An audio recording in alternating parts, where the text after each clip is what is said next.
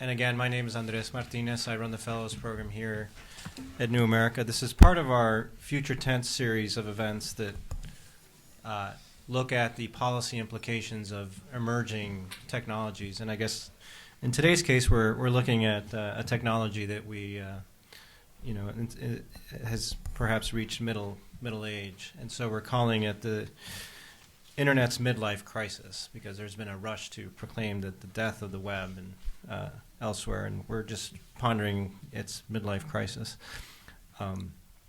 And this panel is going to continue with the discussion that we had with Tim Wu, and I've tried to provocatively entitle it, but aren't consumers themselves driving a lot of the transformations that some people are concerned about? But I just want to introduce our panelists. Nearest to me is Link Hoing. Link is the Assistant Vice President for Internet and Technology Policy at Verizon. He also, I'll make these brief, but Link also has a wealth of experience on the Hill and is very well versed in these matters. Next to him is Bruce Gottlieb, who is currently the General Counsel at Atlantic Media Company, and he's the former Chief Counsel and Senior Legal Advisor to the Chairman at the FCC. He's also quite an accomplished journalist and writer himself. And then to his right is Sasha Meinrath. Sasha is the director here at New America of our Open Technology Initiative, and he's a savant of all matters internet as well. I will skip the rest of all the hats he wears. But let's start off with Link. You heard a lot from Tim Wu on the dangers of closed systems and the efforts by Apple and others, including some of the second generation Baby Bell, the sort of progenitors of the old Bell system that Tim writes about, as being among those that are advancing a more closed version of the internet. And I just wanted to hear from you, your perspective on the trends that we're seeing. You've probably read a lot of the same angst-ridden commentary on the sort of demise of the wide open World Wide Web and this new model that Apple and others are advancing of walled gardens and apps and communities online that are not quite as open as the web was in its early days. What do you make of these trends, and do you think there are dangers inherent in this trend that, as Tim does? Well, you asked, are consumers in control, and the answer is yes, and I'd be happy to take questions. Next. Listening to Tim's comments, and I wasn't able to review his book, but I did read some reviews of it. It seems his central claim is that the evolution of technology-based media industries is from chaos or openness, which is good, to centralization, which is bad. The first is freedom, I guess he would argue, and the second is monopoly. But I think there's actually a third state, and that's competition. And I think given all of the change we see today, the dynamism, the investment, and the changing business models, I think we are in that third state, and it's provided, I think, tremendous benefits for consumers.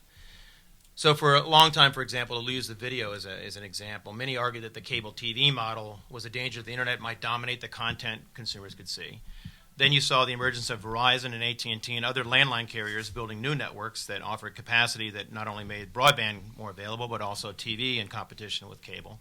Now a new report finds that Netflix represents up to 20% of all download traffic at peak times and is heaviest between 8 p.m. and 10 p.m., clearly TV watching.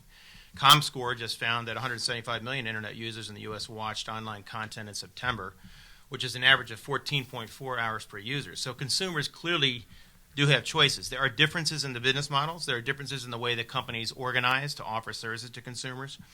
But in many ways, they are offering different plays for the consumer to choose from. And so I think those are all good for the consumer because they do offer different ways to get the kind of content they want and the kind of services they want. I see this same argument about the movement towards more closed networks being made and has been made over time with respect to the wireless industry. And not only if you look at the number of competitors in the market, but the advancing of prepaid services today, which are a big part of the market, growing pretty rapidly. They're changing the business models for the wireless industry. If you look at the apps market, which clearly is driving a lot of the value in the marketplace and clearly driving consumers' choices on mobile services, that clearly is a driver too. And the wireless companies, although they also have app stores in many cases, are not always leaders in these spaces. The apps companies are. So the consumers, again, get different kinds of choices because the business models are different and because of the way these services are combined are different. I guess what I'd say is overall, the way competition works in the internet space today, and the internet has driven a lot of this, is that there are different ways these types of services get put together, different ways that the models are created. So you get an app in one case, an app model in one case, joined with a smartphone, joined with a wireless carrier, and they're different, and the consumer has different choices with them. So that doesn't mean that there aren't some business models that at times look like they are dominant in the marketplace or leading in the marketplace. But you see continuing emergence of other alternatives for consumers. And to me, the key driver in this whole debate is, are the consumers getting choice and are they driving those choices? And I think overall the answer is yes. They're clearly getting some choices. Might there still also be a loss of control as access to information and to a lot of these services migrates from the traditional desktop to mobile, smartphones? And if there is such a loss of control, does it matter? I mean, a lot of the trade-offs that Tim addressed in terms of freedom versus convenience, and that Jonathan Zittrain also warned about in 2008 with his book, The Future of the Internet and How to Avoid It, was this idea of that the internet initially had been a generative application, was Jonathan's terminology, that people can actually change, alter, have the freedom to alter and tinker with the actual technology. And perhaps a lot of consumers don't want that freedom. But is there an inherent loss of control even if choice remains? Well, there's certainly differences in the way people use these technologies. I agree with that. And there's also differences in what people want out of these technologies. I happen to be a geek myself. I love to be able to take my PC and customize it. So my video card, I want 4,000 choices on it. I want to be able to do all kinds of things to make that video card do what I want it to do. Other kinds of models in the internet, in the computer space, don't allow that much choice. And I can tell you, my dad is not that type of person. He's a different kind of computer user who wants convenience, wants it to work, and doesn't want a lot of choices in the sense that he is threatened by the kinds of changes that these things require. It requires him to personalize and customize it in ways he's just not ready to do. He wants something that works. And in fact, he would want just to push the button and make sure it works every time. So there are dangers on one side in terms of the openness, because it can create the dangers for malware and other kinds of things on the internet that we know can be threats. But there are also positives on the sense that you get to customize it. And the same is true on less customizable models, that there's more convenience, in many cases less danger from malware and so forth. And consumers, as long as they have a choice between these different models, I think it's actually a good thing. Okay. Bruce, let me get you into the discussion as somebody who's actually been at the FCC. I think in our earlier discussion with Tim Wu, he wrestled with this question of, what is the proper regulatory framework to prevent the dominance of natural monopolies because of network effects on the app side, on the app layer, he called it. Things like, the predominant power that a Facebook could have, that perhaps, there's this, it's more easy to prescribe a regulatory fix to vertical integration. But is there some way to ensure sufficient openness for the next generation of apps like Facebook to evolve? Or how do you see this dilemma playing itself out? I think that it's a very interesting question, and it gets into the realm of values, which is always, I think, a difficult place for government to be. I think an interesting question is, suppose that a regulator basically agrees with Tim's view about the trade-off between convenience and freedom. And I think that Tim probably puts a finger on the scale towards freedom, particularly over the long term, and its effects on innovation over short-term convenience. But the question of how strongly a regulator or a legislator or anybody in government, how confident they would have to be in order to build a regulatory structure that also puts a finger on the scale of what individual companies are able to do is a different one than the type of conversation that we might have about which answer is right. So I would begin with a certain dose of humility and recognize that it's a high bar to reach that. That being said, I do think there are some important questions that people in government thinking about these issues can ask. And I'd start by saying that rather than talking about an internet or the internet, we have to think about specific smaller markets. Just as, for instance, there is, I think, no single history of how print has operated, whether it's open or closed. Rather, there's a history of magazines, a history of newspapers, a history of books, and the internet, I think, is that kind of underlying platform. It's often been compared to the printing press, and I would note that when Tim came up with a series of great ideas, he wrote a book and sold it in the same way that people have for centuries. So when I think about what are the markets that you want to look at and say how healthy are they, are existing institutions getting in the way of what a technologist or an engineer would say is the efficient way to distribute information? I would identify at least three. The first is the market for video, particularly over-the-top video. I think that between a wide range of different industries and business models, there's a clear consensus about what consumers want, and whether it's streaming Netflix, video on demand through cable and telcos, through Apple TV, Google TV, and others, I think there's a clear vision that what people want is a box in their home that allows them to call up different forms of video that they want, and any pricing structure or a series of bundling or things that constrain what's available is something consumers don't like. Now, obviously, that particular vision for consumers is threatening to virtually any business that exists today.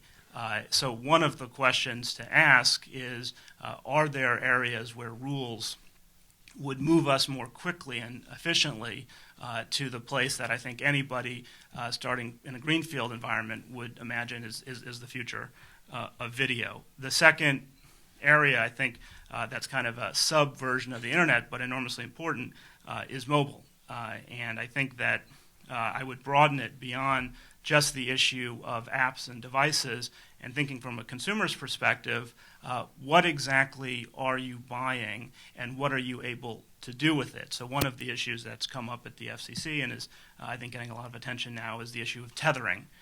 When I buy a mobile data subscription, can I hook up a variety of different devices, with what rules, in what ways, to take advantage of that pipe to the internet I've bought? And I think each of us at this point have many, many devices that we carry around with us or have in our home that we'd like to be able, that are mobile, to seamlessly connect to our internet. And companies and others, including links through the MiFi and other things, are reacting to that consumer demand. But again, the question I'd ask over the long run is, how quickly is the marketplace moving to that clear vision, I think, that consumers have, and what are the obstacles to that happening? The third area, which I think there's less obviously the kind of technological and institutional issues, not to mention the important role of the First Amendment, is in e-publishing, e-books, and the movement of the industries that used to rely on print in a digital age. There, I think the hurdles have more to do with technology, consumer expectations, behavior, and business models.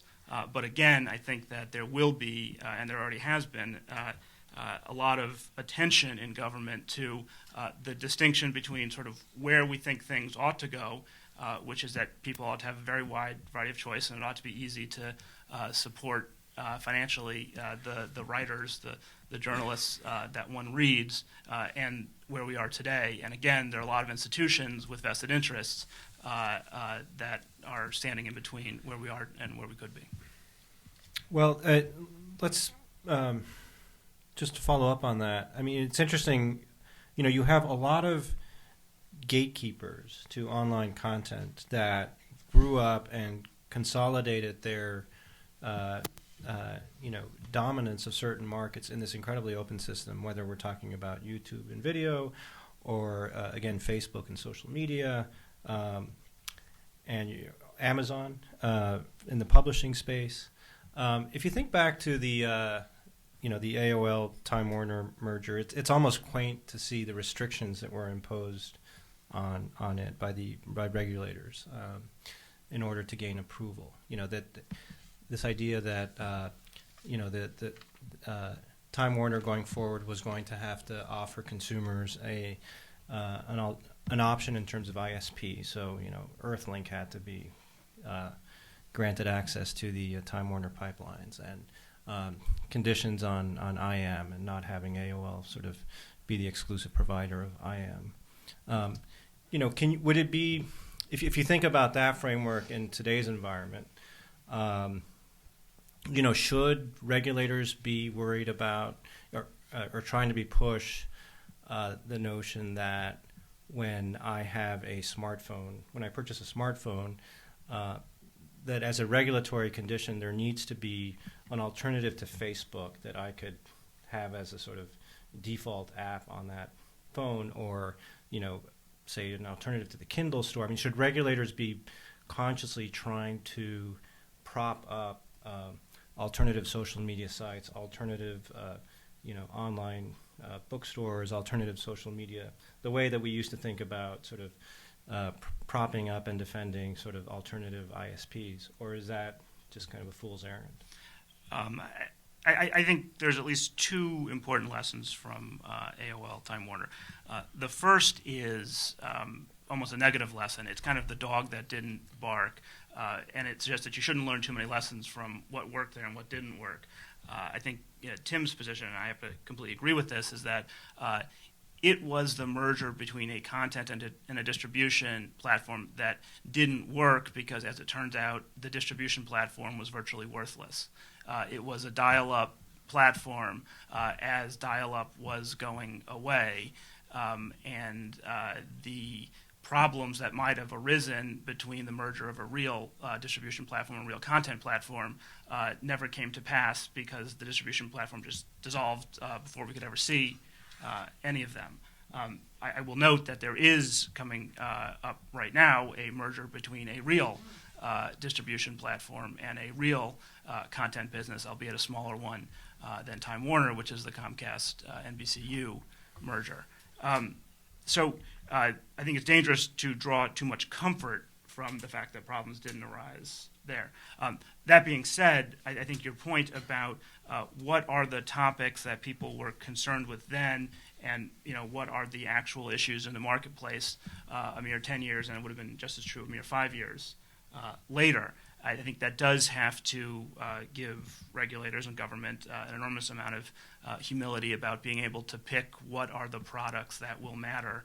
I think it's a safe bet that whatever anybody thinks it is now, they won't be in 5 to 10 years. And I think that part of the answer is to think in terms of the layers model of the internet, and coming up with principles that aren't tied to a particular technology or particular vertical, but actually reflect the basic view that there are layers of the internet, and it's often safe policy to at least be skeptical about tying arrangements between those layers. One of the interesting things, by the way, about that merger, too, that was another example of the difficulty of trying to use policy to figure out where business models are going, was that there was a restriction that was imposed on the instant messaging of AOL. The fear was they were going to use instant messaging to distribute video using Time Warner's video services in their content. And obviously, instant messaging today is not in any way anybody's mind a major distributor of video, and never did become one, because the models went in a whole different direction. And in the Verizon-Google, I heard somebody mention the Verizon-Google agreement. It was not a business agreement. It was a policy framework we tried to come up with. And one of the points we tried to make in there was that we did want to see innovation happen in networks and on the app side and content side. And we proposed an oversight mechanism that not that there wouldn't be some government role, but it would be done in a way that allowed innovation to happen. And if there was a bad actor or bad action taken, the Federal Communications Commission could actually oversee that and take some on a case-by-case approach, take some action. So there is a model we think can make sense in this space that does allow innovation, but also allows government to oversee actions that could be damaging. Sasha, there's a lot here for you to respond to, and I want to give you the latitude to go where you want to go. But I also just want you to respond to the earlier point that I brought up about last week's exchange involving Steve Jobs, chiding Google for positing the alternative universes as closed versus open, when in his mind it's all about whether you want to be integrated or fragmented. And I'm wondering, you direct our Open Technology Initiative, and should we rename it the Fragmented Technology Initiative? Sure. Well, let me address openness, fragmentation, et cetera, because I think this is an easy misnomer to correct. You certainly, in the open source and the open technology world, you have incredible diversity, variance upon variance upon variance. It's interesting, within Open Technology Initiative, I think there's no two people there that are running the same open operating system. They're all variants on a theme. But they all run the same software and services and applications. They all interoperate. So you have diversity, but you also have an extreme amount of cross-platform support.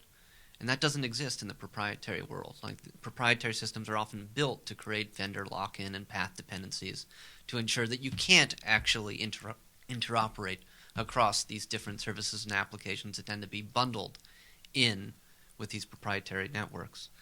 So in that regard, I'd say that fragmentation doesn't necessarily mean what we are led to believe it leads to, which is that fragmentation means non-interoperability. It means somehow that you're fragmenting the services and applications on top of these operating systems.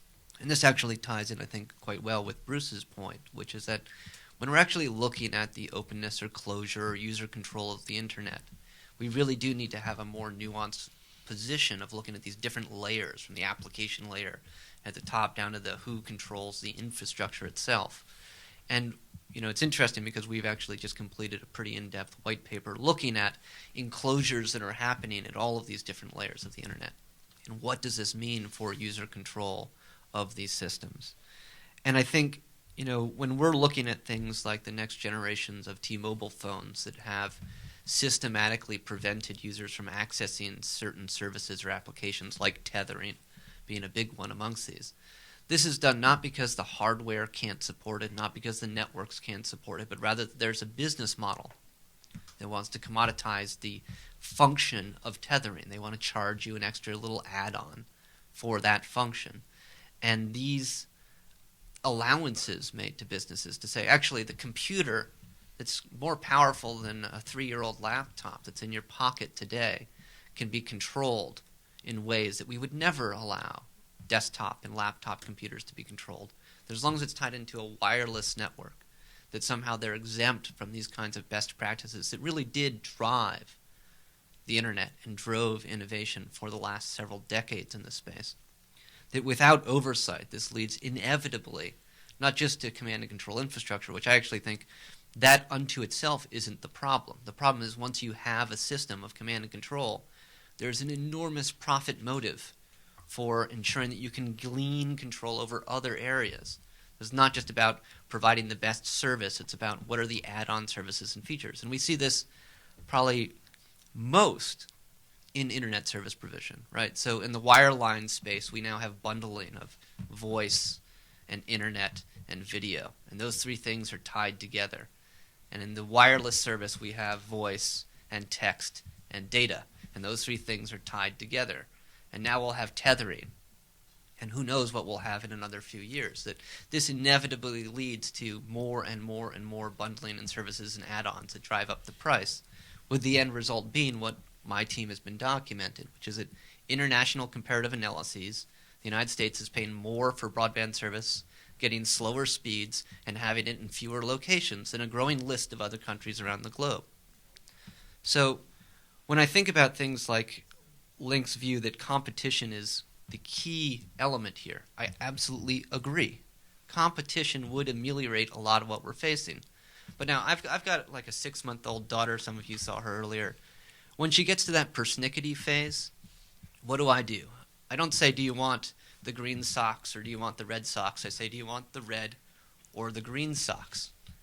She thinks she has choice, but it's been prescribed. And the reality is, and this is in the National Broadband Plan, the National Broadband Plan did a bunch of work looking at what is the state of competition in the United States. They found that 96% of Americans have 2 or fewer wireline service providers. 96%. This is a de facto monopoly at best here in the U.S., and this has profound implications for what we're talking about when we look at competition, lock-in, and actual user control and innovation.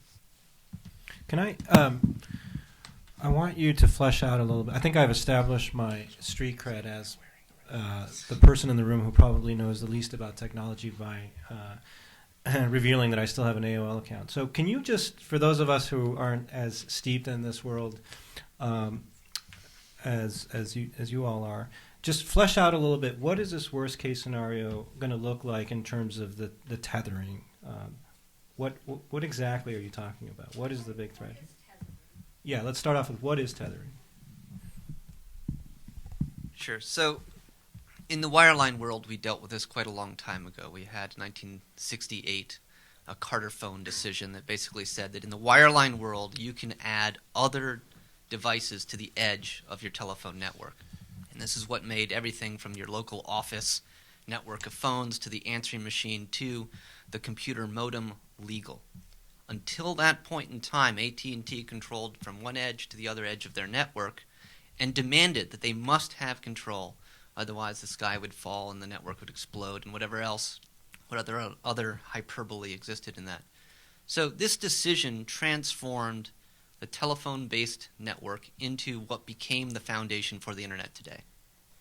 In the wireless world, we don't have any of that. So there's a number of people that do things called tethering, which is to say that you turn your wireless device into a modem and attach other devices to it, and then use the data plan, for example, to share connectivity. So on my phone, I can hit a button, and it sets up a little wireless access point, and then my laptop can use my phone as the computer modem. In essence, now I don't have to pay extra money when I'm in a hotel or in an airport or what have you. If I'm on the train, I always have an uplink if my phone has connectivity. For me, this is a great service. This provides me with something that allows me to get online in multiple new locations. For the provider, I'm using the data plan I bought and paid for, an unlimited data plan. So I'm using a service that they've offered to me. And in the same way that right now, and this is where it gets a little weird, today I could go to Verizon and I could buy a little USB dongle and plug it into my laptop and use that as my uplink. And they'll sell me the same data plan, an unlimited data plan for my cell phone in that form factor, but I can't buy just the data plan for my cell phone. That they've decided that if I want to connect my laptop through my cell phone, that that's an extra service that I should pay for in order to do that. And what this leads to, inevitably, is massive overcharging. So Verizon just had a big debacle, I'll say, where an unsuspecting Massachusetts family accidentally drafted up an $18,000 phone bill in 1 month for data plan usage. And I think to myself, if an unlimited data plan costs $30 from Verizon, and this cost this family $18,000 from Verizon, there's clearly something awry here in this market, and competition clearly hasn't addressed that problem. So we offer devices called a MiFi, for example. Sasha says you can't share the signal. You can. You can buy a MiFi, which is a little device this big, and it throws a Wi-Fi cloud in your area. Up to 5 devices can use that same wireless connection. So that's 5 people using one connection if you want to do it in your households, and some people probably are doing that. So just because one business model that he would like to have is not always available from every carrier in exactly the way he wants it doesn't mean there aren't alternatives for people. There are plenty of alternatives. It depends on what you're looking for in the marketplace. Some people want cell phones with certain things integrated with them. Some people don't. Some people want a dongle. Some people don't. Some people want a tether. Some people don't. It's just like on your cell phone. If you an iPhone, it has certain features that are great in it, but it doesn't have a keyboard. I prefer a keyboard. I would never go with an iPhone even if it was on Verizon's network, which it's not. But I want a keyboard, so I'm going to go with a BlackBerry probably, or some device that has a good keyboard on it. That's choice to me. That's alternatives in the marketplace that are there for consumers, and I think that's the ultimate thing we need to look at: is are there choices? And the answer is yes. On the question of speed, I mean, and price globally, don't get me started on that. We had a $50 DSL connection when I started. We started offering broadband service in 2001 in Verizon. That was our standard broadband service, 768K, and it was $50. Today we have a FiOS, fiber to the home connection. I think it's $44.95 for 15 megs. Clearly, people are getting more, and the price is even lower, flat and actually lower than it was 9 years ago. So people are getting alternatives, and they're getting better services. And I can tell you, there's no place in the world. We just did a 1 gig test to a home. We delivered a gig over FiOS fiber to the home in Verizon's network, because we're upgrading to a new technology called NG-PON. That's the next generation of PON technology that delivers fiber to the home services.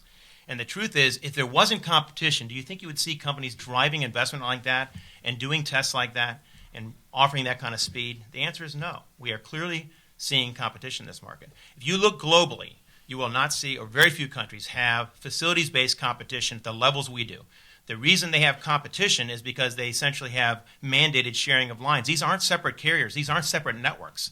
These are essentially people reselling. And I'm not saying there's anything bad about that, but it is not investment in new networks. We're getting that in the United States.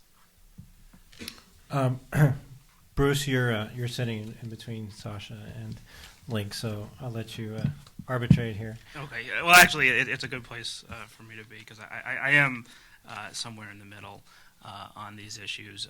My own view is that the lodestar has to be what would sensible engineers, and I suspect the engineers in any of the companies involved here, even though the policy folks take different views, are I would imagine there's broad consensus, which is that over time, I think what has happened with the wireline internet system, which is that a small number of companies provide the basic connectivity, and then a different universe of typically much smaller and sometimes more innovative companies build the devices that hang off the edge of that network, which is why probably everybody in this room has a Wi-Fi network in their house, and they run dozens of different devices off of them, each made by individual manufacturers that have a big comparative advantage in terms of moving quickly, having faster product cycles, smaller initial investments, etc.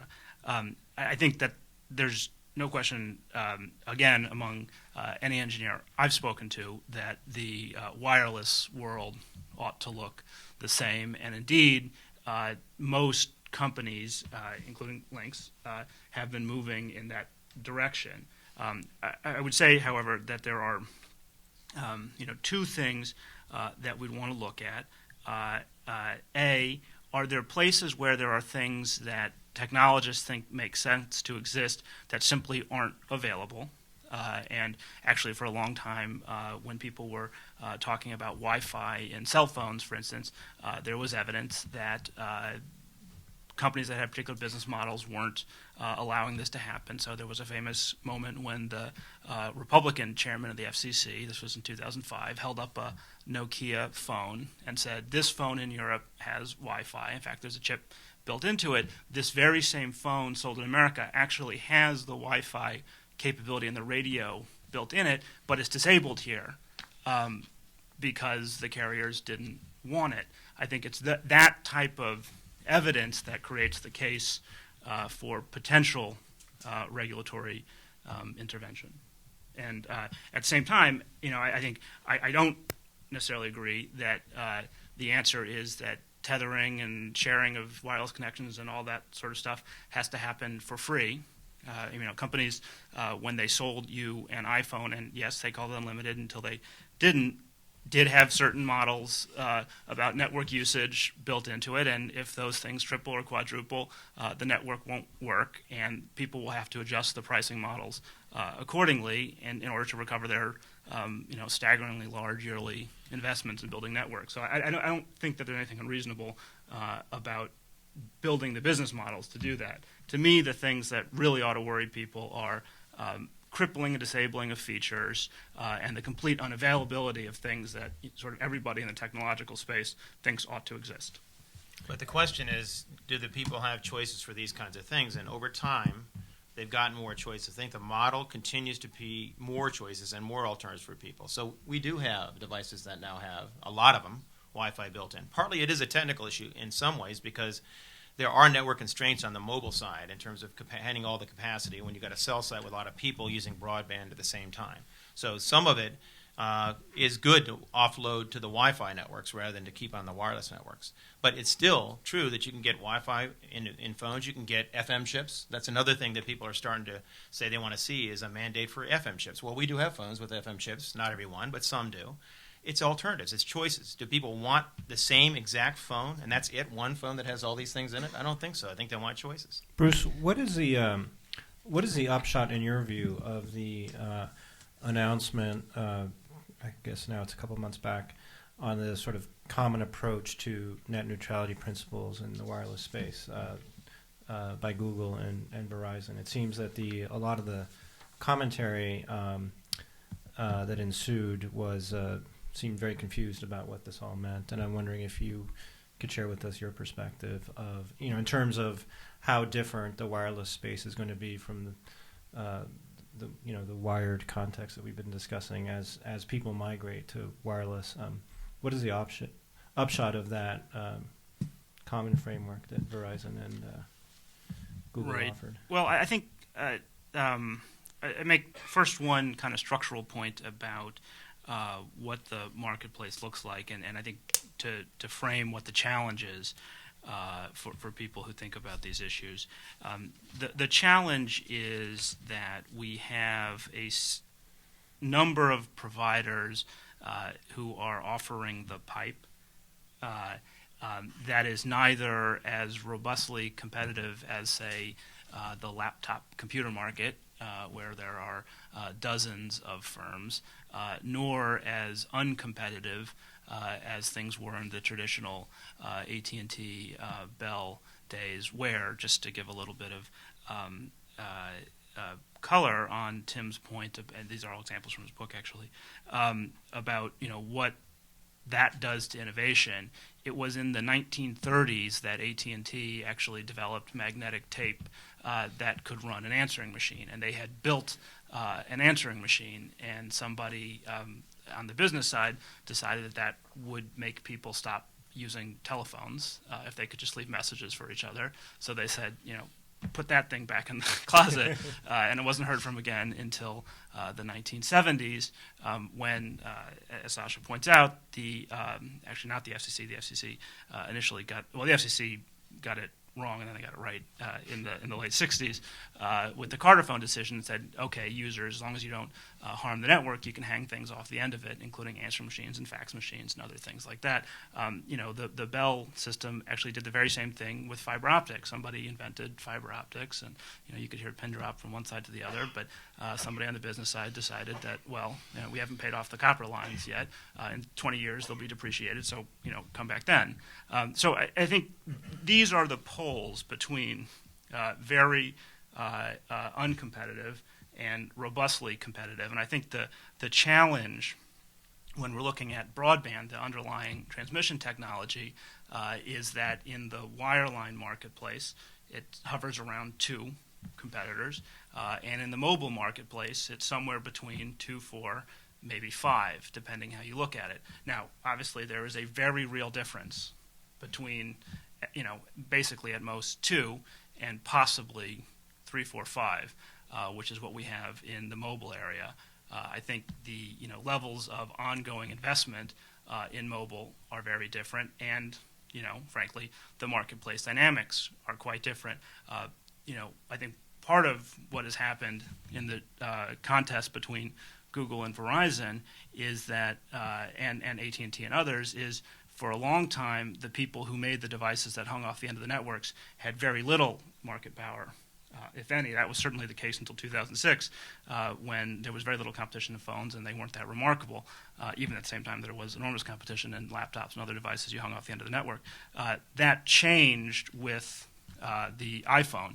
And although Tim has described the iPhone as being one of the more closed devices currently on the marketplace, it is at best in the middle and probably more towards the open side compared to the devices that were available before that, which had internet apps that were available only if they were made by the telcos, and they didn't sell very well. And incredibly enough, now everyone talks about, do we have enough network capacity? Can we possibly invest enough to catch up?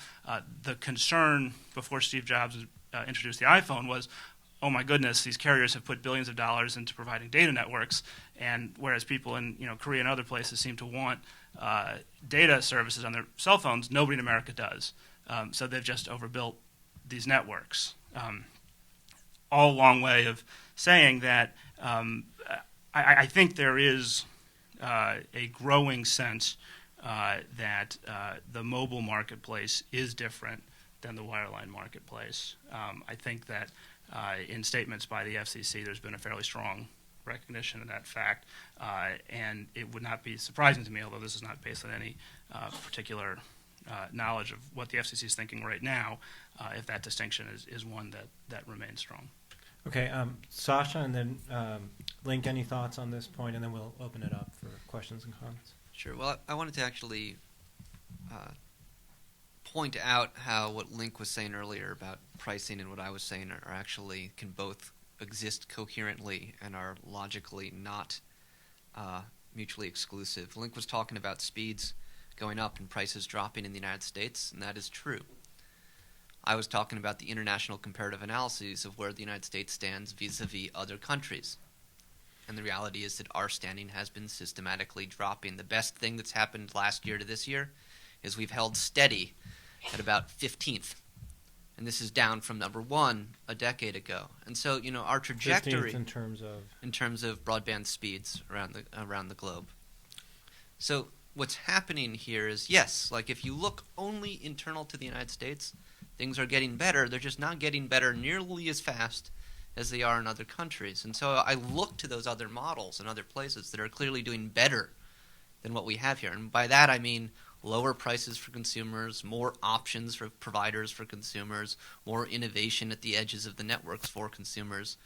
And I think that we should be looking at what works there and importing those good ideas back in the United States. I also wanted to touch on this notion of what happens when newer iterations of technologies have less and less control for consumers. And we actually have very much a real-world example. My cell phone, a T-Mobile phone, the G1, I can tether. And I can do that by rooting the phone, basically getting admin access to the phone, and adding tethering back in. The G2, the new generation of this phone, literally has a chip in it that's sole focused to prevent you from rooting your phone and adding tethering. So we have a newer device, the next generation of device, with less features, with less consumer control over the handset itself. And I think that trajectory, once again, is in the wrong direction. Link, on the comparative analysis, should I move to Finland? The weather is lovely. Well, the ITU actually, and part of the problem is the data in terms of comparing countries, especially in the mobile area, is very difficult. We have different kinds of packages and different kinds of service offerings here. In many countries, they actually have a usage-based price. There is no flat rate price. In the United States, there is. So trying to make comparisons is extremely difficult. But I can tell you the other measures that look at the United States, ITU, for example, has us 5th in the world in terms of broadband price. So it really depends on which measure you're looking at. I tend to think, given the fact that we continue to see high penetration levels, people buying more broadband every quarter, that we're doing something right. People are actually signing up for broadband service. I think we're getting to a point now where it's going to be more challenging. where 72%, 70% of the houses, something in that range, 65%, have broadband today. A lot of the people that are out there, they can still get it, and that's most other houses except for about 5 or 6% are not signing up today. So we've got a challenge that I don't think is all cost. There are some people that certainly very low income price is an issue, but a lot of them, it's other factors like have they used computers a lot? Do they know how to use them? And I can tell you from personal experience, my dad's one of those people. My sister-in-law is one of them. They really don't know much about computers and are very afraid of them in many ways. They've gotten them because they want to communicate with their kids and grandkids, but really helping them use these devices is difficult. So, again, I think the United States does well when you look at both speeds and prices. And I also think, in looking at the investment, this is the only sector, if you look at infrastructures in the United States, roads, canals, you look at them, it doesn't matter. Most of those other infrastructures do not see the investment levels you see in the communications sector. That's partly competition, partly it's also advances in technology that require that. So I think we're doing quite well. I think there's a lot more work to do to get people to adopt it, and that's a separate issue, and I think we've got work to do there, and I think the broadband plan does a good job of identifying ways to do that. One other point I think that's important here, because I think what I heard from Tim is something that is really not measuring what's going on and where we're going today. I think what he was talking about with previous, and when he looks back at history, he was looking essentially at managing scarcity. Most of these industries, it was either a question of you couldn't get access to the technology because it was controlled by one industry, and that was in the case of AT&T and the phone industry, or in the case of other things like broadcast, there were limited spectrum. There wasn't a really good system to get out new spectrum to people. There was analog technology and very difficult to manage the network. So you had very few networks out there. So there wasn't a lot of competition. You're not managing scarcity today. You're really in a different environment. Not only do you have a lot of different options for people in terms of applications and services, but you also have expansions in the network capacity that continue to happen. So we're beginning to deploy now. We'll have it by the end of this year, the beginnings of fourth generation mobile. And to Bruce's point, I don't know what's going to happen with that technology, but it's at least 5 to 12 megs down, 2 to 3 megs up, and that's conservative. I think it could be faster than that, but that's clearly competitive with DSL. And so I don't know what's going to happen. I think you may see more people begin to say, that's a good alternative. I may use that instead of using landline. Our CEO was just speaking at Cornucopia, which is a multimedia analyst event, and he was asked a question about cord cutting. And this is in the video area, not in the telephone area. And he said, look, I'm not saying it's an endemic thing happening right now. A lot of people are doing it, but clearly some people are beginning to use only over-the-top video or online video demand and not using traditional pay TV. He said, so it's not a lot of people yet, but it's beginning to happen. And to me, this is the way the markets work. You start seeing people saying, I've got a new demand. I've got a new way I want to see this service offered, and you start seeing people respond to it. And that's what you're seeing in the market today. Okay, let's open it up for questions and comments. And please remember to wait for the microphone and identify yourself. Let's start there in the corner. Yes, Bruce Hahn with the American Homeowners Grassroots Alliance. It seems like for every factoid that someone can cite to say the market's competitive, there's one on the other side that says that we're not keeping up. How can we regulate other than giving the regulators flexibility to look at the ever-changing facts and circumstances? Whether it's wireless or wireline doesn't make any difference. It works in the Justice Department, or the Supreme Court has a very flexible definition of pornography. I know it when I see it. Why not give the FCC or any other regulatory bodies the very broad latitude to just look at every fact and circumstance in this very fast-changing world? Bruce? Well, it's an interesting question. A, how much latitude the FCC currently has, and B, whether that's a good thing or a bad thing. And I'm going to boldly predict that the people on either side of me would disagree on that. I will give a kind of a historic perspective on that, which is that I think one of the problems with how the FCC has operated in the technology area over the last, call it 15 years, is actually that it moves too much. For those who don't know, the FCC has 5 members. Each of them has a 5-year term, and they're staggered. That means, among other things, that every 3 years, there is a complete change in the majority of the commission. The way it's actually worked out, because the rules sort of work in funny ways, and people don't necessarily get replaced when the rules say they should be, is that every 4 years there has been a new chairman who has enormous control over the agenda of the agency. And in fact, every 8 years, we've seen a change in administration. So the role that the FCC has played and the basic approach, regulatory philosophy, has kind of moved wildly between 92 and 2000, 2008, and now again. And then there's the additional complication of the courts. When in truly vital areas and vital issues, a commission of one political persuasion has come up with an answer, only to find that 3 years later it gets thrown out in the courts. And that's happened at least twice on what in each case was probably the single most important issue that particular commission faced. So it has not been a very stable environment for businesses to plan around, to say the least, and major marketplace changes, including the purchase by the former Baby Bells of the long-distance companies, who were the two major forces in the regulatory sphere, was the kind of denouement of the first major set of reversals. So in my view, there are basic kind of questions about what the agency ought to do. There are some who believe it ought to be effectively an antitrust agency, and Tim's prescription is something along those lines, to focus on structural as opposed to behavioral rules. A second major choice is whether it should be more of an ex-ante rule-making agency or an ex-post enforcement-based agency.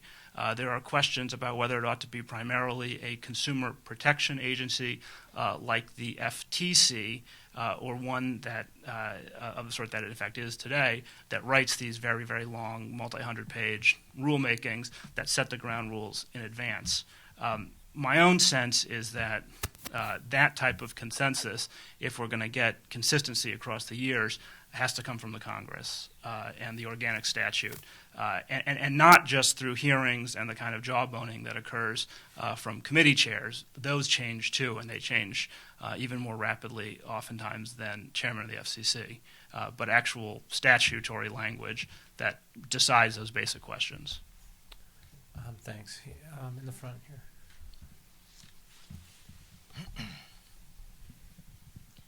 I'm Mitzi Worth. I'm with the Naval Postgraduate School. I have a confession up front. My father was a pioneer at Bell Labs and had the original patent on the push-button telephone and on the telephone answering machine back in the 30s. Wow. But I'm a social scientist. And I spent 13 years at IBM, and the joke was always, Mitzi, Microsoft ought to hire you to test their software. The dilemma is the instructions for us consumers is generally done by engineers. And lots of us don't understand it. And though I try to keep up in this world, I'd not heard of tethering until I came here. So my question is, how do you figure out how to tell the story for the consumers so they know what in God's name is out there and what the various choices are? I mean, I think Sasha's point about you think if you're getting next generation telephone, it's going to be better, and it turns out it's going to be taking away capabilities. So my question is, how do you inform the consumers so we know what it is we're getting? Link, you're in this business? Well, it's probably partly a market segment issue. I can tell you with my daughters, they're all under 30, they know what they're getting in the phone. And surprisingly, 2 of them don't want internet access in their phone. All they wanted was text messaging. So to the point Sasha made, they don't want a phone with all those extra things in it. And that's why having different kinds of phones is a good thing. It is a challenge, I think, in the industry generally, not just because it is a highly technology-focused industry, but also because of the way it's emerged. You have essentially 3 different things that make the industry work, and that's the hardware, which is the devices. You have the software, and you have the networks. And a lot of these things are complex, and the software alone, I think, especially in the landlines, it can be a very big challenge for people. especially older people. So I think we've got a lot of work to do in the industry to make things easier. One of the reasons, though, you see things like apps come up, and you see things like we've got special phones now for people who have sight impairments, for example. They have just big push buttons, and they're very easy to use. And basically, they just make phone calls and send voice-enacted text messaging, is because it's simpler for people to use them. So that was one of the points I was trying to make earlier, too, is that not everybody wants to be like me and, customize everything and make the thing do everything in the world. They want to be able to make it work to do some functions that they like. And that doesn't always mean complexity. It doesn't always mean every phone needs to have all those features. So one of the ways we can do a better job is simplifying, and we are doing that with some of the devices we're offering now. But we still got some more work to do. Sasha, do you want to say something to this? Yeah, so we have identified, let's see, the problem that you're talking about, and we have a proposal that we put out about a year and a half ago called Truth in Broadband Advertising, which is simply to disclose in a very user-friendly, easy-to-understand way across all providers the same pieces of information so that you actually know what it is that you're buying, what the prices are, any hidden fees, et cetera, et cetera. We take this actually from what's in the credit card industry, a mandated practice that they have to disclose this when you buy your credit card, and that's why you end up with this nice little box of here's your annual percentage rate and here's the yearly fee, and all that's disclosed up front. We think the same thing should be done in broadband. It would address at least partially this issue, and it's right now before the FCC. We're waiting to see what happens with that.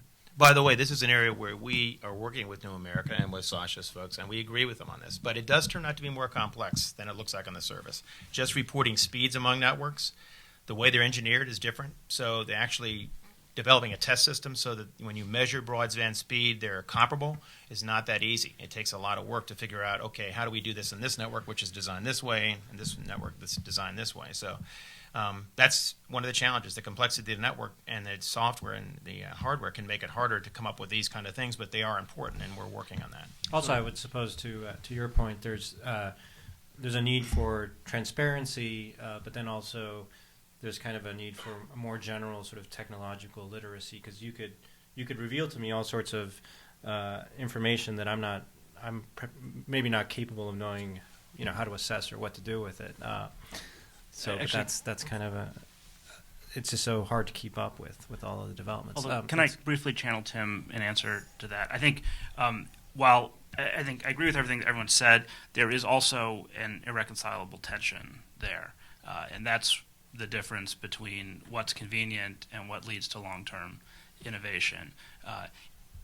In terms of explaining easily to consumers how things work, what their options are, and designing systems that are convenient to use, a single vertically integrated provider like AT&T is without question the way to do that.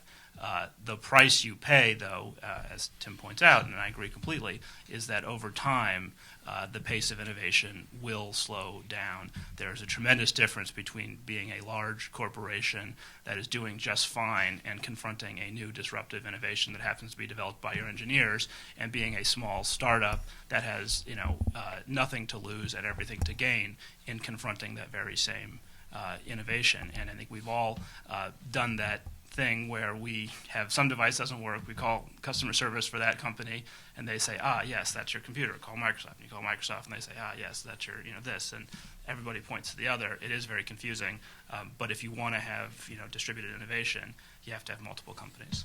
I think that's a good point, and it's worth remembering that in the mid-'80s, a lot of people were annoyed to suddenly have to choose their long-distance telephone carrier. Why am I getting these calls and this advertising, and I have to make this decision? And so it's true that there is a certain convience to monopolies. What's and long distance? I never heard of that. There's also tension in the. I think this we tension solved that one. The tension was very present too. I think in the Microsoft antitrust battles and issues around bundling, and a lot of consumers, they wanted just to plug in one system, and they didn't necessarily want to choose their own browser and their own media player, et cetera. In the middle there. Hi, Judith Hellstein. I have two similarly related questions. You had mentioned about the Time-Warner AOL consent decree, where Time Warner had to put in Earthlink and some other providers on there, and you're looking at whether that's an alternative, that choosing an alternative media, and on that one, it was seemed to be a more mature technology as opposed to where the issue of now is of the Facebook, and those are less mature technologies. So I think the point is that maybe the FCC should be if there's a mature technology, they should be looking for another way forward on that. And if you look at what's happening now in the New York market, I saw an announcement by Clear that they are partnering with Time Warner in the same venue that Earthlink did in being able to share the network. And so you see that seems to be working in bringing competition as it did in also for Europe. And I'm just wondering about your thoughts. Is the FCC way of pushing for an alternate technology effective? Bruce? So I think there's, to me, the jury is still out on whether clear and wireless technologies will or won't be an effective competitor to DSL. I think I agree completely that it's both easier for regulators, better for consumers, and better for innovators if there are multiple purveyors of the pipe, the underlying pipe. And I think that, again, that's the basic policy prescription that Tim provides in his book, and I agree with it completely. I think the open question is kind of a hybrid of technology and consumer desires, which is, will a wireless connection that's, while quite fast, is not as fast as fiber, be adequate as your single underlying connection to the internet? And I think nobody will know the answer for a couple of years. Very smart people are betting hundreds of billions of dollars on both sides of that question. I'm here in the second row. Hi, Earl Comstock, and I wanted to tie a couple of things that everybody said here together. Sasha mentioned the importance of the Cardaphone decision, and Link talked about the importance of facilities-based competition. And it seems to me what's missing, and Bruce was just touching on this, is the access to the underlying pipe. And it's really, I would say that the Cardaphone decision, without the common carrier rules that gave you resale access, probably wouldn't have resulted in the innovation of the internet. Mainly the point being here, and it also goes to, I think, a comment Bruce made about Congress needing to provide this guidance as somebody who worked on the 96 Act. One of the key pieces of the 96 Act was this idea of resale. And so if you look at the iPhone and the point Bruce made about how the iPhone led to the explosive use of data that people were concerned wasn't getting used in the United States, the iPhone, in a sense, gave people access to the data in a fashion similar to resale of the underlying network. They could now control the use of that bandwidth in ways that the carriers had no control of. And so I'd just like to get your thoughts on the importance of resale, and this is where I think the whole net neutrality discussion comes back around. Net neutrality doesn't deal with the creation of competition through open access, which is, I think, a fundamental element to the internet. And since we're talking about the internet and the midlife crisis here, I'd like to get your points on resale. And I'll just close with the point that nobody up here has mentioned, which is we have an example of that closed network, which is cable.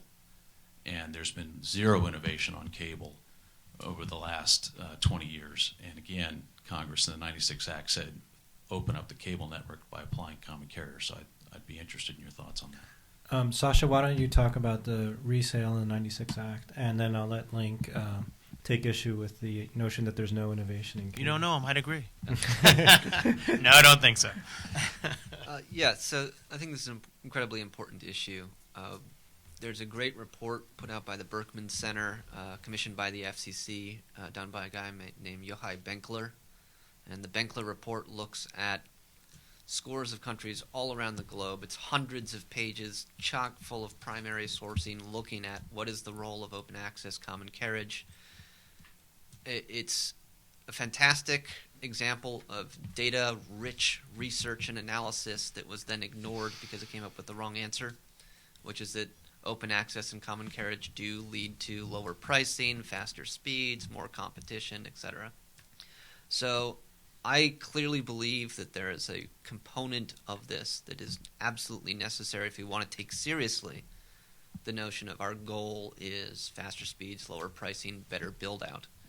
I also feel that we are in some ways stuck in our own path dependency from the 96 Act and before, where we do have two entire national build-outs of two separate networks. And it's kind of like, imagine if we built two superhighway systems that went everywhere. And we looked at that and we're like, well, we have a lot of capacity. We don't utilize it nearly effectively. This is a redundant infrastructure, and what should we do with that? And the reality is our solution right now is to really prevent competition over the same network, to prevent common carriage, to prevent reselling, to prevent a lot of these things. And many of our national policies back that up. So you look at, for example, E-rate as a classic example, where you have E-rate is what helps subsidize bringing broadband to schools and libraries all across the country. In that regard, it was very successful. But from the community side of this thing, you have today a reality where you have often a lot of places where the only major connectivity comes into the school or the library. Now, when does that school or library not utilize that capacity? In the evenings, when everyone's gone home. When did that community want to use that the most? In the evening, when everyone's home from school and work.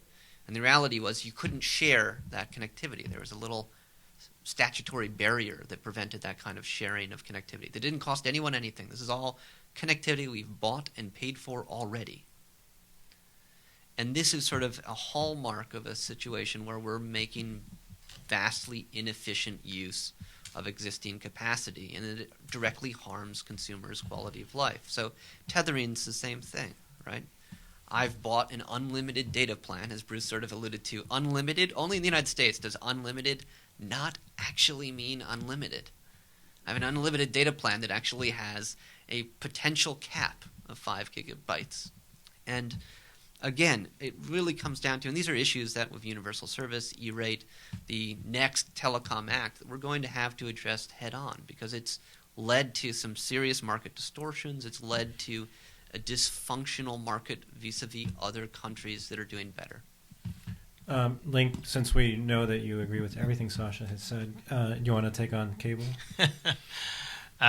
Well, if you go back and look in 1998 when Chairman Kernard issued his report in response to a request from Congress, one of the questions he tackled all the way back then was what policy do we need to have in terms of networks, in terms of broadband networks. And his ultimate decision was that if we tried to mandate sharing of these networks, we're not going to get investment. There's a very strong fear on his part, and that's why cable networks did not have to share, and why the FCC decided that our fiber networks, we should be able to build them out and try to compete with cable, because they wanted to see if we couldn't get facilities-based competition. And again, if you look at globally, despite the Berkman report, which, by the way, I can show you numerous economists have really looked at what their findings were and questioned hard whether, in fact, investment was created by these unbundling requirements, and most of them have said no. Paid for by the telcos. No, they're not. There's more than one. And if you look at the CD report, which came from the Columbia Institute, which is where Tim Wu is, they actually looked at investment in our industry and found a huge amount of investment. So, and going forward, so the trade-off really was: do we get networks that are modern and advanced? Do we get investment, or do we not? And he was concerned we weren't going to. So it started with Kennard, and we've actually had a policy that encouraged facilities-based investment. And yes, we don't have 4 or 5 major landline carriers every place. We do have 3 in many places. In fact, in the United States, in D.C., we have 3 broadband providers. But the point is, we did get investment, lots of it. In our case, $23 billion to build out fiber networks to people's homes. Is it everywhere? No, but cable, and I'm not going to argue that they're innovation moguls, but they did invest in new kinds of ways to get broadband networks faster. So DOCSIS 3.0 is, in fact, not only advancing the technology for them, but also increasing the speed. So they now can do 50 megs. We can do 50 megs. We've got overhead to do more than that. So there's actually a good advanced network system throughout a lot of the United States. We still have areas that don't have deployment, and that's why we have, I think, some good ideas in the National Broadband Plan on how to do that. But I think it's worked. We've gotten advanced networks built, and again, looking globally, we don't have that in most countries in the world. You've got resale. primarily in many of these countries. Let's go to one last question in the third row. Thank you. Lucky me. I'm Linda Moore.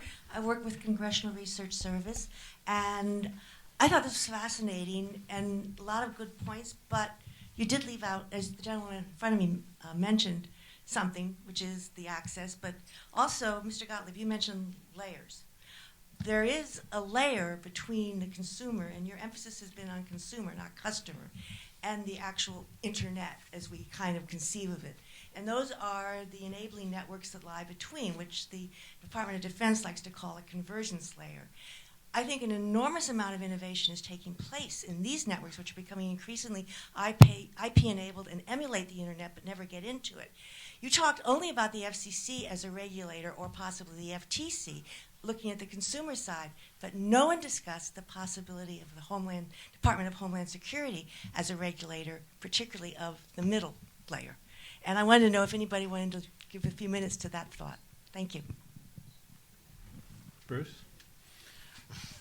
I'll confess it's not an issue I've thought that much about. When you say the enabling layer, can you tell me a little bit more? The convergence layer.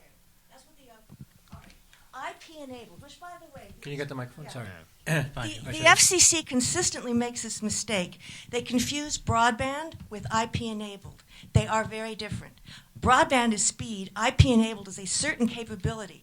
A 3G network is usually broadband. A 4G network is always going to be IP-enabled. Wireless is going to be very important. So IP-enabled, that's the piece that lies between the device and getting to the internet. And examples of smart grid will be IP-enabled. NG911 will be IP-enabled. Probably all the new public safety on LTE will be IP-enabled. These are proprietary designs of an open architecture, the internet protocols. The Department of Homeland Security and the Department of Defense are increasingly worried about cybersecurity. This middle layer is where we are at the greatest threat for cybersecurity, infiltration. And yet this middle layer is increasingly locked to that retail level. There, you can come up with a lot of very, very interesting scenarios.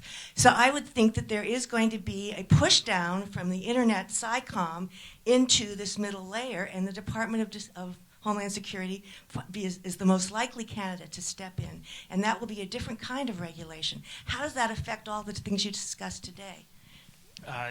Two thoughts on that. I mean, first, it was interesting. We had a forum at the FCC where we brought together many of the great internet founders and had in one room, I think, as many people who were responsible for the initial creation of the internet as has happened in a long time. And one of the questions we asked them were, what was the thing that scares you the most now, and what is the thing that you didn't think about when you created that you wish you had? And it was the same answer, which is cybersecurity. And I think each and every one of them said, we built this system for a different purpose than it's used now. It was not meant to carry the kind of the volume and kind of commercial traffic that it does now, and the kind of sensitive information that it does, and that it is a deep and real threat. I think the other thing to sort of think about with the internet and the difference between IP-enabled and broadband is that for a long time there were a series of separate vertical networks that were all different. The telephone network, the cable network, the broadcast television network, the public safety network that, incredibly enough, each and every town and city in the country maintains, although they often buy it from a single provider.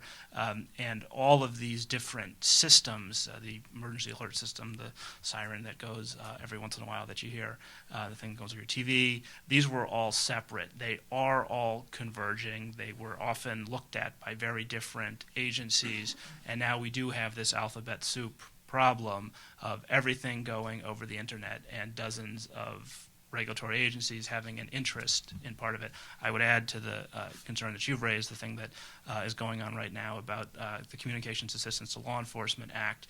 The FBI typically had a relationship with the telephone company or others. They could walk in with a warrant, and the telephone company would hand over certain things.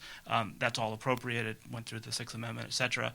But now they sometimes walk into the offices of Twitter or Facebook or Microsoft Xbox, because you can communicate over that and say, give us the same information, and those companies say, I don't know what you're talking about. And so there has been this incredible mixing. That said, I think I'm always skeptical and nervous about what happens to policy when you have these agencies that typically don't talk to each other very much, have very different kind of shared, very different histories, cultures, et cetera, and their ability to work together effectively, particularly absent either a strong executive branch commitment to interagency working groups or a congressional mandate. There have been a variety of efforts along these lines from time to time, and they've typically not worked. Sasha, do you have any thoughts on Homeland Security providing the answers to Sure. our regulatory woes? Yeah, it's an interesting idea in that this is clearly an area where there's a growing concern over cybersecurity and et cetera. And there's also this notion of, because it's no longer just about media convergence, which is where I think most people are now on the same page about, but it's about intelligent transportation systems and energy grids and the internet and the healthcare system and all of these separate networks also converging. And so the glue that binds that together and the security of that glue becomes incredibly important. Now, what concerns me a lot is that, if we think of communication as a fundamental human right, and if we think about the role of the internet really being to better society and create a higher quality of life, you have on the one hand often security and what have you, and on the other privacy, and these are put in tension more often than they need to be. And I think Kalia is a great example of this. One of the big problems that I have with Kalia is not that it's not a good idea to have a way to surveil for legitimate law enforcement, but rather that it's abused. And second, that it doesn't often fit onto the realities of the technological networks that it's supposed to be surveilling. So it assumes a dichotomy between end users on the one hand and ISPs on the other, that you go to the ISP to get information about your end users. And in fact, there's all of these middle systems and networks and applications and services that don't fit into that. So we not only have to have rules and regulations in place, we have to have protections for the users, but we also have to have an understanding that the technological reality of how people connect and communicate is changing so rapidly that the way that we envision what law enforcement, what legitimate surveillance needs are, needs to be balanced. And this notion that I've seen in the last few years is we've moved towards more of a panoptic society where we're like, well, we'll surveil everything, and that's the solution. And I think that really undermines a lot of the purpose of broadband communications and communication writ large. Link, any final thought? Not on that one, no. Okay. Well, I want to thank all of you for coming. And I want to just say, the level of discourse here, even from you all in the audience, I think is a tribute to the kind of community around tech issues that Sasha's team has built here at New America. And I see Michael Calabrese in the back has also sort of the founding father of this community here at New America. In my role as the Fellows Director, I want to again shamelessly plug Tim Wu's book, The Master Switch, available next week on Election Day. It's a great read, and with a suitably ominous cover. So thank you all for coming. This has been great. Thanks.